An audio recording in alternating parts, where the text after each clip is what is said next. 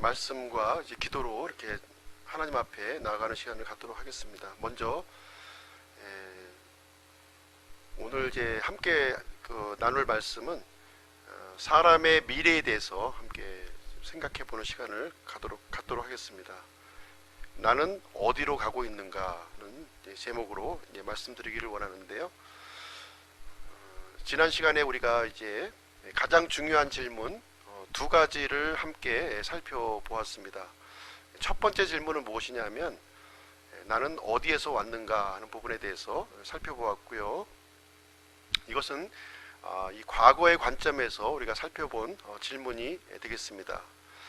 인류의 기원에 대해서 이제 세 가지 견해가 있다 이렇게 말씀드렸습니다. 첫 번째는 진화론, 두 번째는 UFO 이론, 세 번째는 이제 창조론. 우리는 이제 창조 진리라고 이제 부르는 거죠.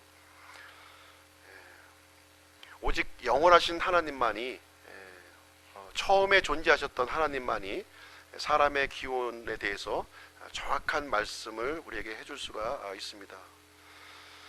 성경은 하나님께서 사람을 창조하셨다 이렇게 기록하고 말씀하고 있습니다. 무에서 유가 생길 수는 없는 일이죠. 원인이 없는 결과는 있을 수가 없습니다. 생명체는 엄청난 그 정보의 어떤 집합체로 이렇게 구성이 되어져 있어요. 정보는 절대로 저절로 생기지 않는다고 하는 것이 과학의 정설이 되겠습니다. 생명체의 이런 정교함, 또 질서, 조화를 생각해 볼 때 절대로 우연의 산물이라고 볼 수가 없는 것입니다. 히브리서 3장 4절 말씀해 보시면 집마다 지은 사람이 있으며 모든 것을 지으신 분은 하나님이시니라 이렇게 말씀을 해주고 있습니다. 두 번째 질문에 대해서도 함께 우리가 살펴보았는데요. 나는 왜 여기에 있는가 하는 부분에 대해서 이제 질문을 해보았습니다. 이것은 현재의 관점에서 살펴본 질문이 되겠습니다. 이 세상에 만들어진 모든 물건을 이제 보게 되면 저마다 이제 목적이 있습니다. 예를 들어서 빗자루와 냉장고, 자동차를 예를 들어서 이제 말씀을 드렸는데요. 빗자루는 왜 존재하나요? 청소하기 위해서 존재를 합니다. 그리고 냉장고의 존재는 음식물을 신선할 목적으로 이렇게 만들어졌습니다. 자동차는 빠른 이동을 위해서 이 목적을 가지고 만들어졌습니다. 이 세상에 있는 모든 물건들을 이제 살펴볼 때 목적이 없이 이렇게 만들어진 것은 하나도 없습니다. 만들어진 물건은 또한 이 만드는 사람과 함께 있을 때 그 존재의 의미를 이제 우리는 갖게 됩니다. 사람이 없는 빗자루, 사람이 없는 냉장고, 사람이 없는 자동차, 참으로 무의미한 거죠. 마찬가지로 하나님께서 사람을 창조하셨다 이렇게 생각을 한다면 거기에는 분명한 목적이 있다고 하는 사실입니다. 그리고 창조하신 이 하나님과 함께하지 않는, 창조주 하나님이 없는 사람의 존재는 그 의미와 목적을 우리는 발견할 수가 없는 것입니다. 이 어린아이가 어머니의 품속에서 가장 편안한 감정을 느끼듯이 우리가 하나님과 올바른 관계를 맺었을 때 우리는 행복감을 느끼게 됩니다. 그리고 우리를 만드신 하나님께 영광을 돌리고 기쁨을 구하는 삶을 살 때 우리의 존재의 목적을 발견할 수 있게 되는 것입니다. 이제 오늘은 이제 세 번째 질문을 한번 생각해 보고자 합니다. 이것은 미래의 관점에서 본 질문이 되겠습니다. 나는 어디로 가는가 하는 것입니다. 우리 인생의 여정을 이렇게 쭉 이렇게 살펴보시게 되면 나에게 이제 무슨 일이 이제 일어나는가 하는 것이죠. 나에게 무슨 일이 나는가. 한번 전도서 3장 말씀을 한번 보시도록 하겠습니다. 전도서 3장.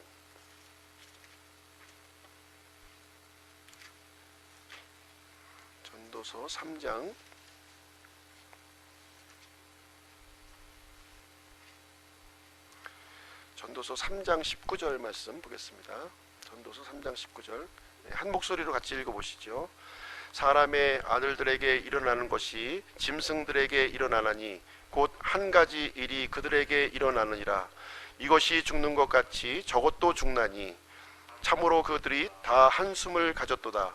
그러므로 사람이 짐승보다 뛰어날 것이 없나니 이는 모든 것이 헛된 것이기 때문이로다. 여기에 보시면 사람과 짐승이 동일하다 이렇게 말씀을 해주고 있습니다. 어떤 면에서 동일하냐면 한숨을 가졌다는 거예요. 한숨을 가진 것이 동일하다 이렇게 말씀을 하고 있습니다.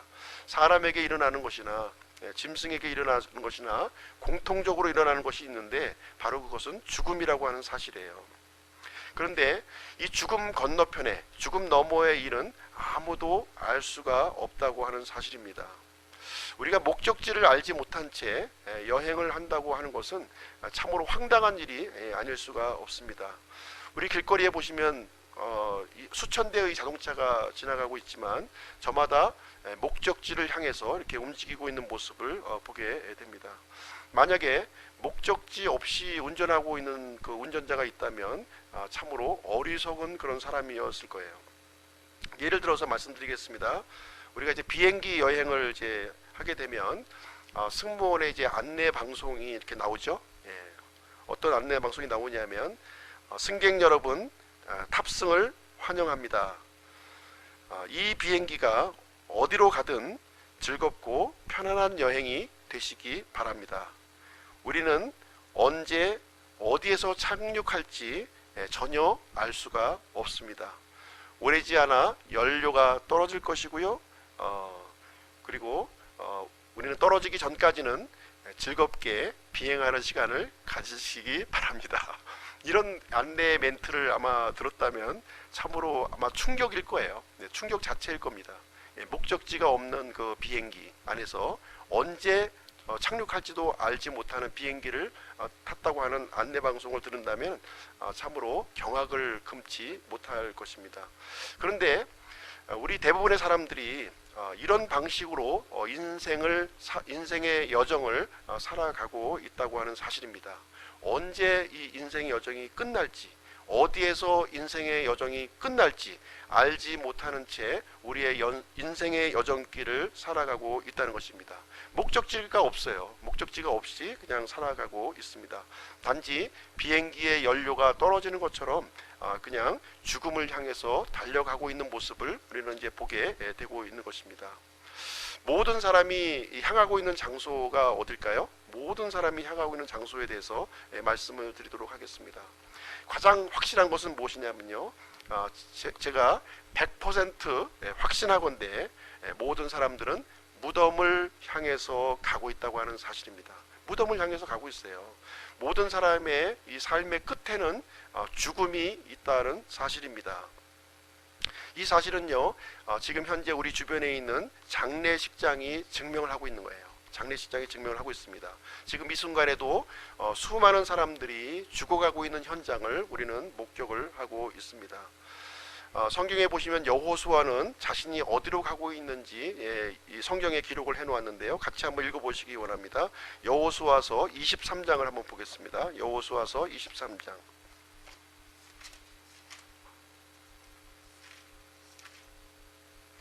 여호수아가 인생의 이제 끝 무렵에서 자신을 이제 고백하는 그런 내용이 되겠습니다. 여호수아서 23장 14절. 23장 14절.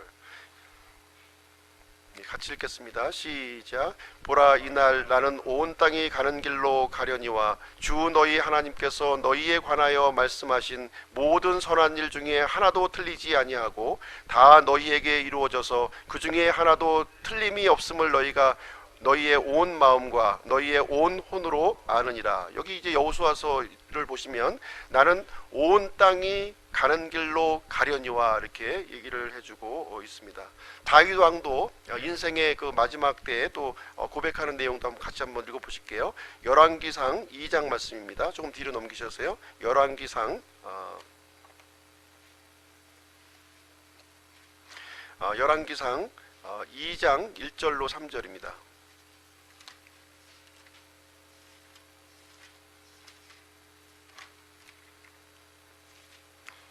2장 12장 1절로 3절 같이 한번 읽어보실게요. 시작. 이제 다윗의 날들이 가까이 이르러 그가 죽게 되매 그가 자기 아들 솔로몬에게 명하여 이르되 내가 온 땅에 가는 길을 가노니 그런즉 너는 강건하여 너 스스로 남자임을 보이고 모세의 율법에 기록된 대로 주 내 하나님의 책무를 지켜 그분의 길들로 걸으며 그분의 법규와 명령과 판단의 법도와 증언을 지키라. 그리하면 내가 하는 모든 일에서 또 내가 어디로 향하든지 형통하리라. 그래서 다윗이 이제 임종하기 직전에 자신의 아들 솔로몬에게 이제 유언처럼 남기는 말에서 이제 2절 말씀에 보시면 내가 온 땅에 가는 길을 가노니 이렇게 기록을 하고 있습니다. 그래서 모든 지구는요 같은 장소로 향해서 가고 있는데요, 바로 무덤을 향해서 가고 있다고 하는 사실입니다. 죽음은 모든 사람들이 피할 수 없는 그런 현실입니다. 돈이 많은 사람에게도요, 그리고 지위가 높은 사람에게도요, 또 힘이 센 사람에게도 예외가 없다는 거예요. 모든 사람이 여기에 예외가 없다고 하는 사실입니다. 죽음에 대해서 불확실한 것이 딱 하나가 있는데요, 그것은 무엇이냐면 시간이라는 거예요. 시간. 언제 죽을지 우리가 알 수가 없다는 것이죠. 또 어디에서 죽을지 우리가 알 수가 없습니다. 단지 대략적인 나이만 우리가 가늠할 뿐인데요, 시편 90편 말씀에 보시게 되면 사람의 횟수를 강건하면 사람의 날들이 70년이요 강건하면 80년이다 이렇게 얘기를 해주고 있습니다. 오늘날 이제 그 의료시설이 많이 발달돼서 한 100살까지 이제 가늠해 볼 수도 있겠지만 언젠가는 인생의 종착지가 있다 하는 것을 우리에게 말씀해 주고 있습니다. 그럼 두 번째로 무덤 너머에는 무엇이 있는가 하는 거예요. 우리가 무덤까지 가는 것은 확실한데 그 무덤 너머에는 무엇이 있는가 하는 부분에 대해서 한번 살펴보도록 하겠습니다. 죽음은 참으로 이제 위대한 수수께끼죠. 위대한 수수께끼입니다. 누구나 한 번은 겪어야 될 그런 과정이 되겠습니다. 많은 사람들은요 사후의 세계가 어떻게 펼쳐질지 거기에 대해서 궁금해하고 있습니다. 우리가 내과 수술을 병원에서 받는다고 이제 가정했을 때 우리가 어떻게 그것을 알 수가 있나요? 두 가지 방법이 있어요. 첫 번째는 간접 경험입니다. 다른 사람의 수술하는 것을 통해서 우리가 알 수가 있고요. 또 한 가지는 내가 직접 수술해 보면 알 수가 있습니다. 직접 경험을 통해서 알 수가 있습니다. 그러나 무덤 너머의 그 사후 세계는 결코 배울 수가 없다는 거예요. 간접적으로도 배울 수가 없고요, 직접적으로 내가 경험해서도 알 수가 없는 일이 되겠습니다.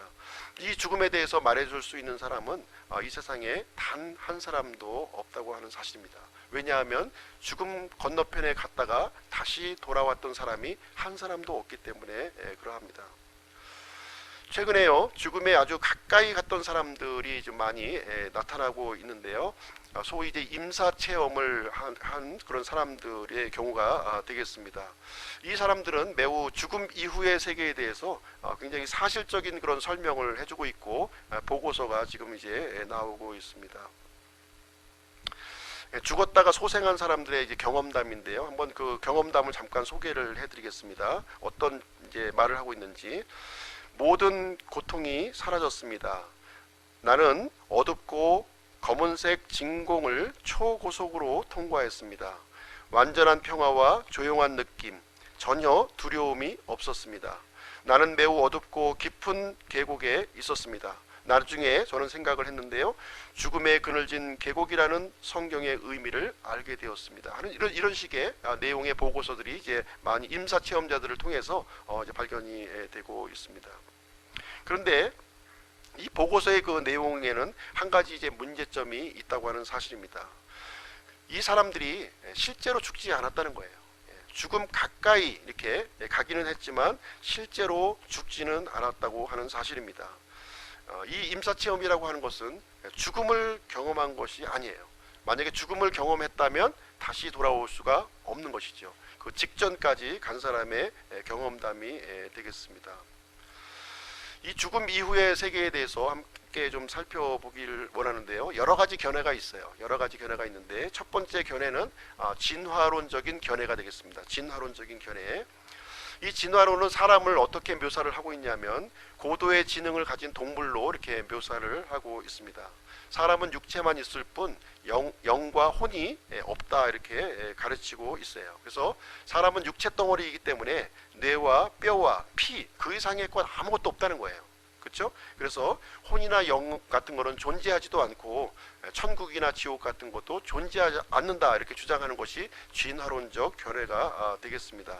그래서 진화론적 견해로 본다면 죽음이라고 하는 것은 그냥 삶이 중단되는 거예요. 멈추는 것을 이제 의미하고 있습니다. 성경은 절대로 그렇게 얘기를 해주고 있지 않습니다. 성경은 죽음이 끝이 아니다 이렇게 우리에게 알려주고 있는데요. 우리는 둘 중에 하나 선택을 해야 되는 거예요. 죽으면 끝이다 라고 하는 것을 선택할 것이냐, 아니면 죽으면 끝이 아니다를 선택할 것이냐 하는 거예요. 예를 들어서 우리가 죽으면 끝이다 라는 것을 선택했을 때 나중에 가서 보니까 사후세계가 존재하는 거예요. 그럼 어떻게 되겠습니까? 우리는 모든 것을 잃어버리게 될 거예요.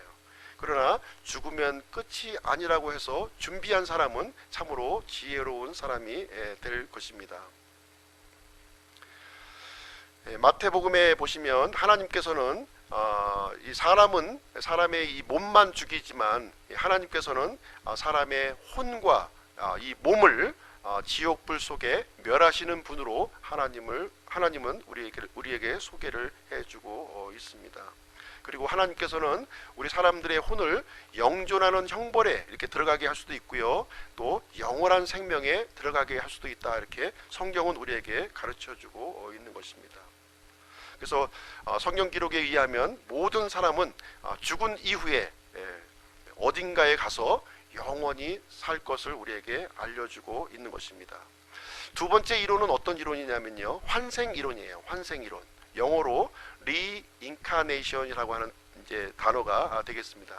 인카네이션은 다 알고 계시죠? 인카네이션은 성육신을 얘기하고 있는 거예요. 성육신. 그러니까 reincarnation 하면은 다시 육체를 입는 것을 얘기를 해주고 있습니다.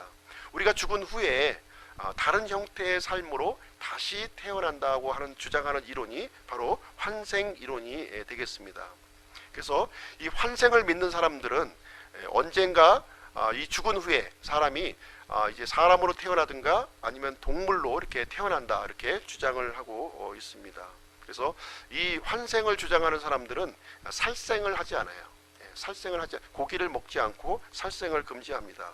왜냐하면 돌아가셨던 증조 할머니가 이 동물의 형태로 다시 태어날 수 있다고 생각을 하기 때문에 그렇습니다.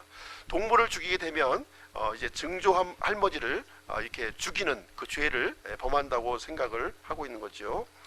성경 기록은 어떻게 이 부분에 대해서 말씀을 하고 있냐면 환생은 없다 이렇게 우리에게 가르쳐 주고 있습니다. 히브리서 9장 27절에 보시면 한 번 죽는 것은 사람들에게 정해진 것이요 이것 뒤에는 심판이 있다 이렇게 우리에게 가르쳐 주고 있습니다. 한 번 죽은 사람에게는 다시 한번 또 다른 기회가 우리에게 제공되지 않는다는 거예요. 그래서 사람은 죽음을 통해서 이렇게 육체의 삶은 우리가 끝낼 수는 있어요. 끝낼 수는 있지만 다시는 돌아오거나 어떤 기회를 이렇게 갖는 그런 경우는 전혀 없다 이렇게 말씀하고 있습니다. 죽음이라고 하는 것은 일방통행이에요. 한 번 가면 끝입니다. 그리고 세 번째 이론을 좀 소개해드리기를 원하는데요. 어떤 이론이 있냐면 보편주의 이론이라고 하는 것이 있습니다. 보편주의. 이것은 이제 만인 구원설에 이제 해당되는 이론이 되겠는데요. 이 보편주의는 성경을 이제 근거로 하고 있어요. 이 보편주의를 이제 주장하시는 분은 어떤 사람들이냐면 모든 사람들은 결국 천국에 간다는 거예요. 어떤 삶을 살았든지 간에 모든 사람은 천국에 간다 이렇게 가르치는 이론이 되겠습니다. 하나님은 사랑의 하나님이시기 때문에 절대로 지옥을 만들지 않으신다는 거예요. 모든 사람을 다 용납하고 어떻게 해서든지 이렇게 개과천선시켜서 이렇게 천국으로 받아들인다 하는 내용이 이제 만인 구원설 또는 보편주의 이론이 되겠습니다. 그래서 사람들이 진실하다면 모두 같은 목적지에 도달한다고 하는 이론이 되겠습니다. 그래서 사람이 어떤 여행을 하든 그것은 상관이 없다. 궁극적으로 이 사랑의 하나님이 모든 것을 이렇게 사람들의 모든 것들을 보듬어 줄 것이다. 이렇게 주장하는 이론이 되겠습니다. 이 만인 구원설을 주장하시는 분들은 지옥이 없다는 거예요. 어떻게 이 세상을 살아도 상관이 없다 이렇게 생각을 하고 있는 그런 분들이 되겠습니다. 그럼 이 부분에 대해서 성경 기록은 어떻게 얘기하고 있는가 하는 것을 말씀드리도록 하겠습니다.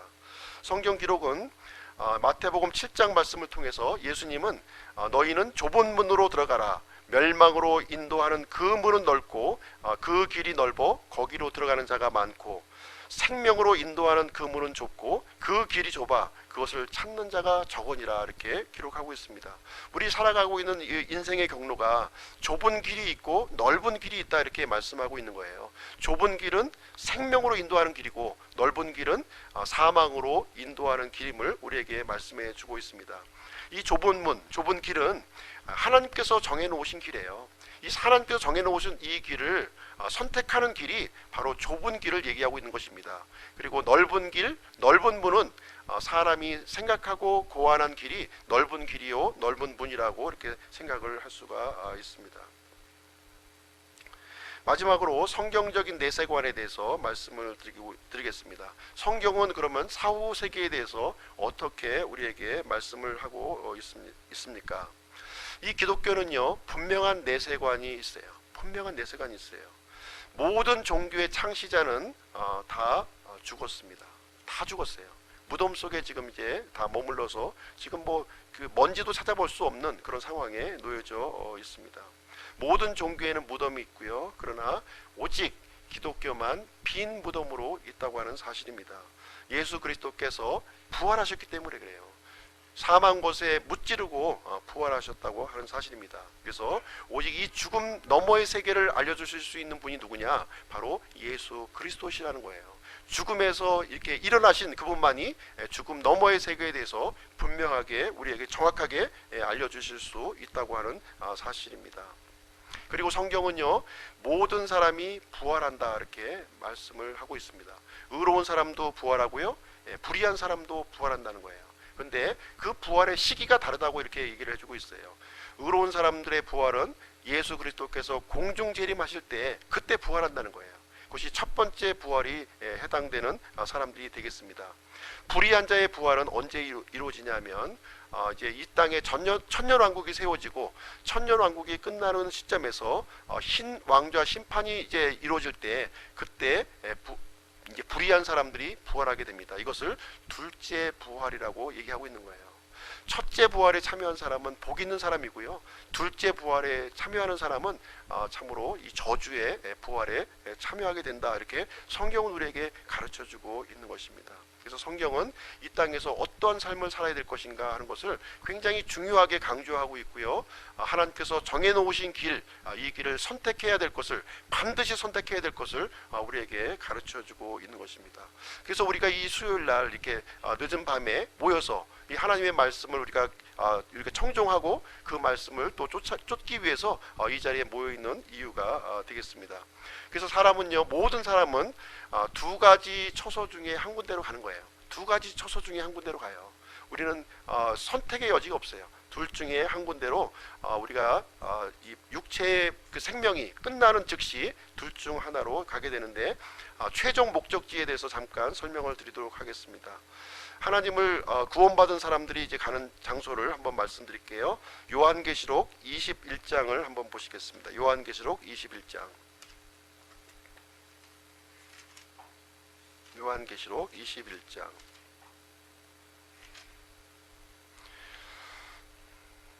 요한계시록 21장 1절부터 7절까지 말씀인데요. 제가 한번 읽어드릴게요. 인류의 그 마지막 때를 우리에게 알려주고 있는 말씀이 되겠습니다.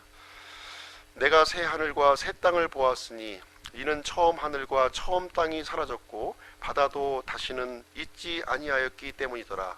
나 요한이 봄에 거룩한 도시 새 예루살렘이 신부가 자기 남편을 위하여 단장한 것 같이 예비한 채 하늘에서 하나님으로부터 내려오더라. 내가 하늘에서 나는 큰 음성을 들으니 이르되 보라, 하나님의 성막이 사람들과 함께 있고 그분께서 그들과 함께 거하시리라. 그들은 그분의 백성이 되고 하나님께서는 친히 그들과 함께 계셔서 그들의 하나님이 되시리라. 또 하나님께서 그들의 눈에서 모든 눈물을 씻어 주시리라. 다시는 사망이 없고 슬픔도 울부짐도 없으며 또 아픔도 다시는 없으리니 이런 이전 것들이 지나갔기 때문이라 하더라. 왕좌에 앉으신 분께서 이르시되 보라, 내가 모든 것을 새롭게 하노라 하시고 또 내게 이르시되 이 말들은 참되고 신실하니 기록하라 하시며 또 내게 이르시되 다 이루어졌도다. 나는 알파와 오메가요 시작과 끝이라. 내가 목마른 자에게 생명수의 샘에서 값없이 주리라. 이기는 자는 모든 것을 상속받으리니 나는 그의 하나님이 되고 그는 나의 아들이 되리라. 이렇게 기록을 하고 있습니다. 우리는 이 땅에서 하나님과, 거룩하신 하나님과 이렇게 좀 분리된 삶을 우리가 살고 있습니다. 그러나 최종적으로는 거처에 우리가 가서 하나님이 우리의 하나님이 되시고 우리는 그분의 백성이 되어서 영원히 축복된 관계를 누리게 될 것을 우리에게 말씀을 해주고 있습니다. 그러나 이 땅의 삶을 살 때 이제 구원받지 못한 사람의 결과가 또 다른 모습을 또 우리에게 알려주고 있는데요. 요한계시록 20장 12절 한번 보겠습니다. 요한계시록 20장 12절 앞장으로 넘기셔서요. 20장 12절부터 15절까지 말씀을 보겠습니다. 12절부터 15절 제가 읽어드릴게요. 또 내가 봄에 죽은 자들이 작은 자나 큰 자나 할 것 없이 하나님 앞에 서 있는데 책들이 펴져 있고 또 다른 책이 펴져 있었으니 곧 생명책이라. 죽은 자들이 자기 행위들에 따라 책들에 기록된 그것들에 근거하여 심판을 받았더라. 바다가 자기 속에 있던 죽은 자들을 내주고 또 사망과 지옥도 자기 속에 있던 죽은 자들을 넘겨주매 그들이 각각 자기 행위들에 따라 심판을 받았고 사망과 지옥도 불호수에 던져졌더라. 이것은 둘째 사망이니라. 누구든지 생명책에 기록된 것으로 드러나지 않는 자는 불호수에 던져졌더라. 그래서 성경은 우리에게 어떻게 얘기하냐면요, 우리가 태어나는 순간 생명책에 기록된다는 거예요. 우리가 태어나는 순간, 태어나는 순간 이제 우리가 호적에 올라가는 것처럼 생명책에 올라가요. 그래서 이 땅에 사는 동안 우리가 하나님을 믿으면 그 이름이 그대로 이제 그 생명책에 유지가 되는 것이고요. 하나님을 이제 거부하고 거절하게 되면 하나님께서 그 생명책에서 우리의 이름을 지워버리는 거예요. 지워버립니다.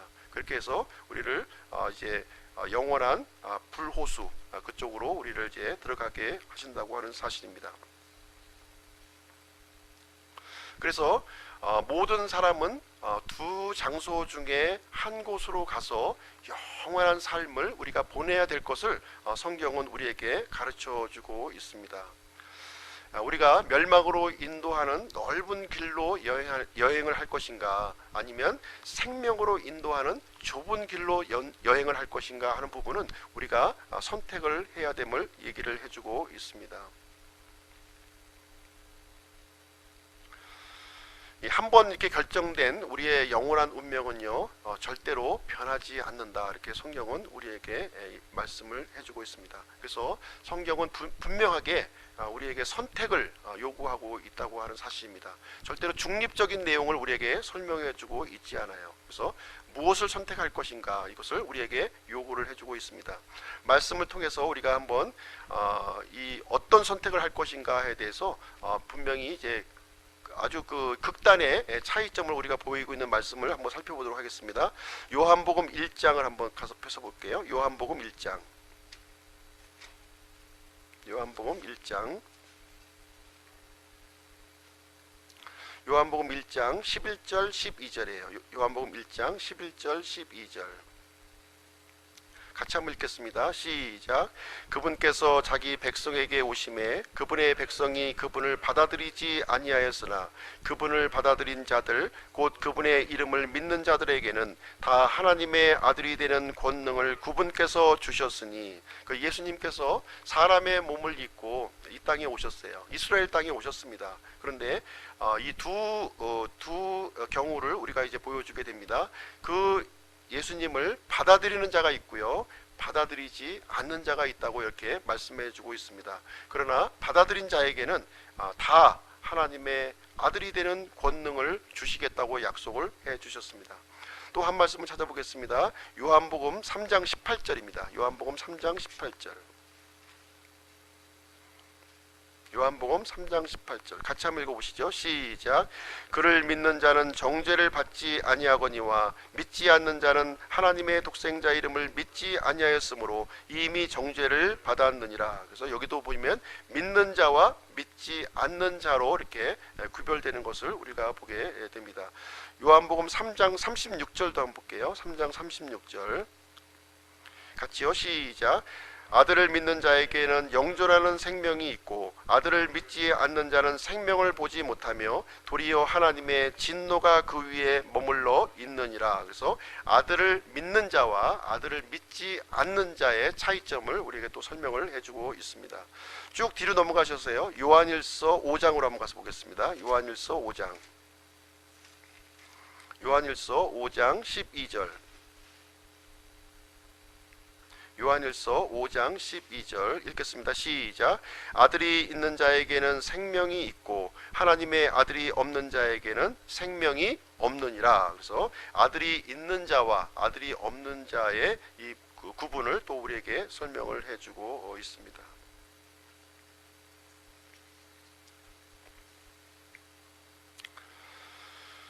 이렇게 이제 성경은 우리가 명확하게 알려주고 있는 거예요. 명확하게 이 선택을 우리가 살아있는 동안에 우리가 지혜로운 선택을 해야 될 것을 하나님께서는 우리에게 말씀을 해주고 있습니다. 이제 우리는 사람의 이 과거의 문제, 그리고 현재의 문제, 미래의 일에 대해서 전반적으로 우리가 함께 살펴보는 시간을 가졌습니다. 전도서 1장 14절 말씀해 보시면 내가 해 아래에서 이루어진 모든 일을 보았는데 보라 모든 것이 헛되며 영을 괴롭게 하는 것이로다 하고서 솔로몬이 고백한 내용을 우리는 이제 살펴보게 됩니다. 해 아래에서 이루어진 모든 일을 솔로몬이 살펴보았는데 모든 것이 헛되다는 거예요. 그래서 우리는 해 위에 있는 삶이 있고요, 해 아래에 있는 삶이 있는 거예요. 그래서 해 위에 있는 삶은 하나님과 함께하는 삶이고요, 해 아래에 있는 삶은 하나님과 함께하지 않는 분리된 삶을 우리에게 말씀해 주고 있습니다. 우리 사람에게 있어서 하나님께서 함께하지 않는 이 인생의 삶은 모든 것이 헛되다고 이렇게 우리에게 솔로몬은 고백을 하고 있는 것입니다. 그래서 우리가 이 세상에 살면서 아무리 많은 것을 이루어도 또 아무리 많은 것을 소유했어도 이 죽음과 함께 그 모든 것들은 사라져 버리고 연기와 같이 사라져 버린다는 거예요. 그리고 우리는 시간의 그 역 속에서 잊혀지게 되는 것이 사람의 인상, 그러니까 해 아래에서의 인생의 모습을 전도서는 이렇게 설명을 해주고 있습니다. 그래서 전도서가 우리에게 알려주는 내용은 무엇이냐면 해 아래에서의 삶이 아니라 해 위에서 셋째 하늘에서 하나님과 영원히 사는 것이 참으로 의미가 있고 가치 있다고 하는 사실을 우리에게 말씀해 주고 있습니다. 그래서 솔로몬은 인생의 인생의 마지막 결론을 전도서 이제 말미에 우리에게 알려주고 있는데요. 전도서 12장을 가서 한번 읽어보시도록 하겠습니다. 전도서 12장.